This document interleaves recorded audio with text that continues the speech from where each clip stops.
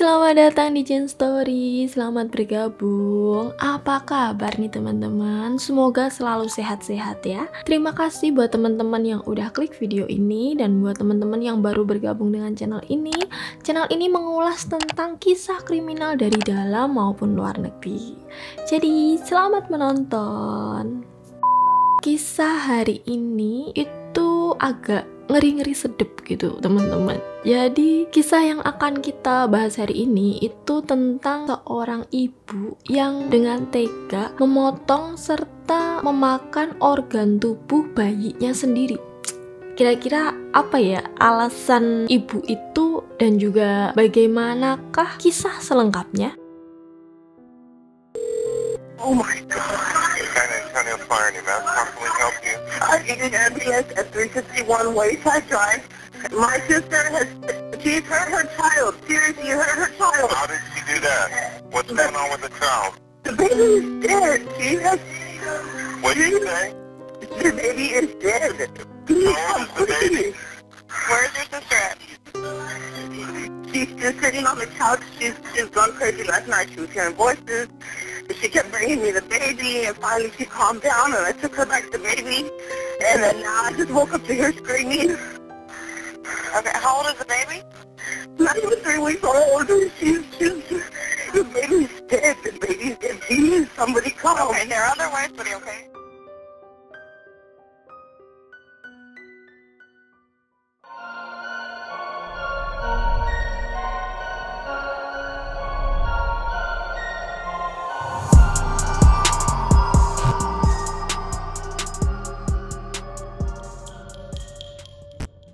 Nah, sebelum masuk ke cerita utama, kita bahas dulu siapakah tokoh utama dalam kisah kriminal kali ini.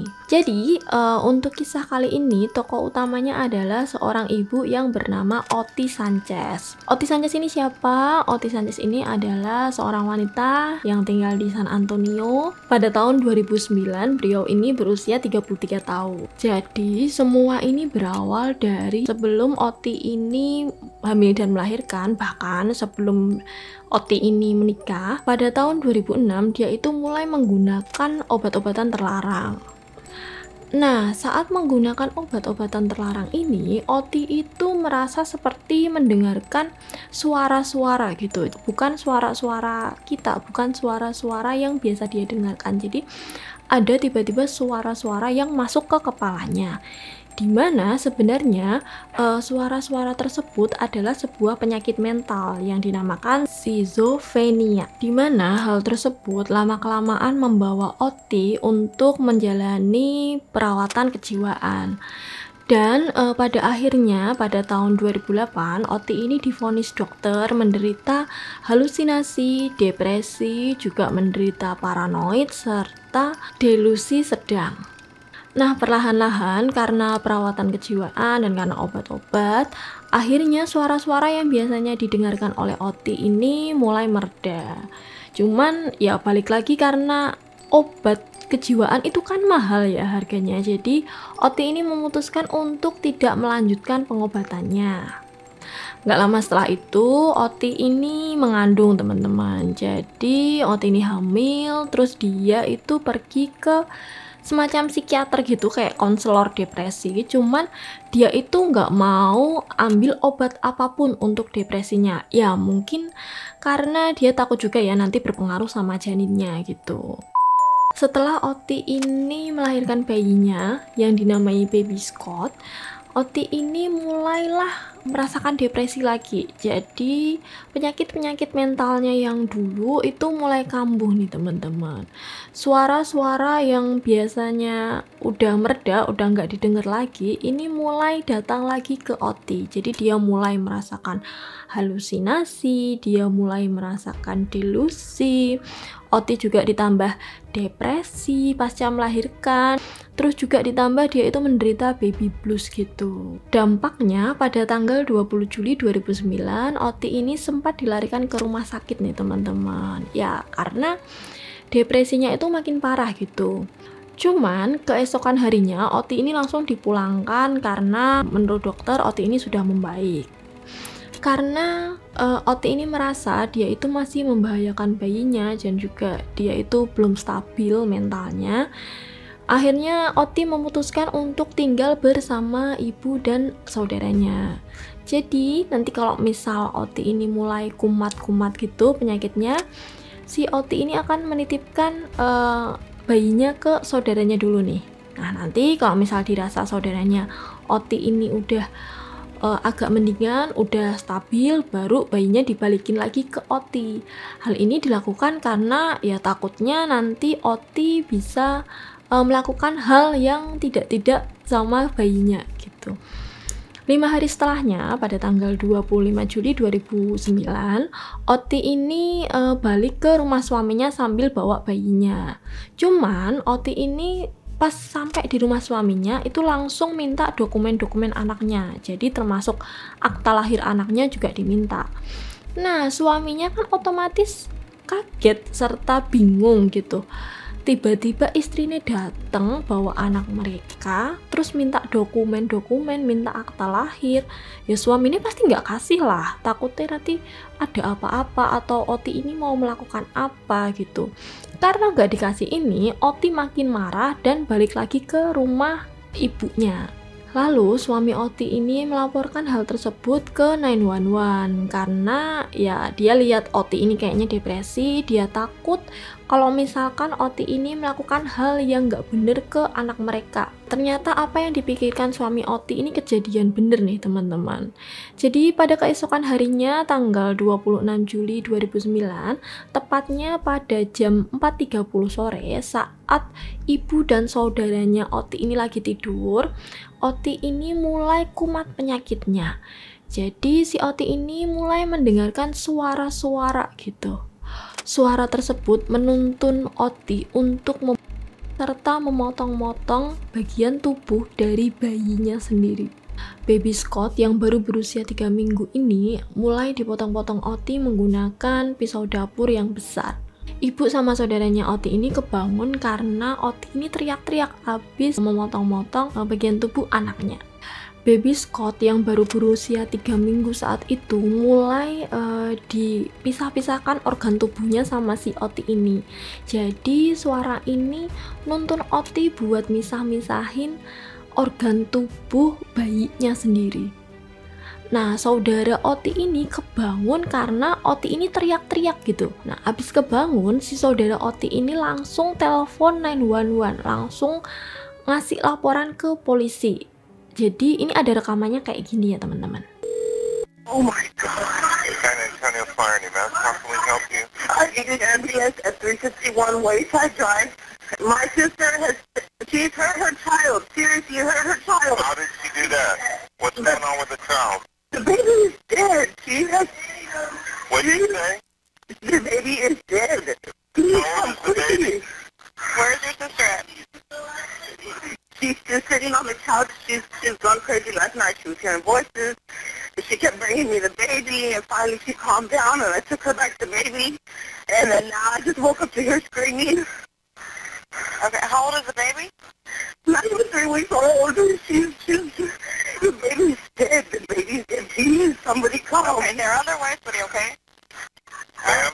Ma'am? Yes. Do not touch the baby. Don't disturb anything in the area there, okay? Right? My mom was holding the baby. My mom was holding the baby. She wouldn't put the baby down. All right, ma'am. Everybody's on the way to help you, okay? Oh, I need to find the keys to the front door. Oh my God, I can't believe it. You shot yourself? Yes.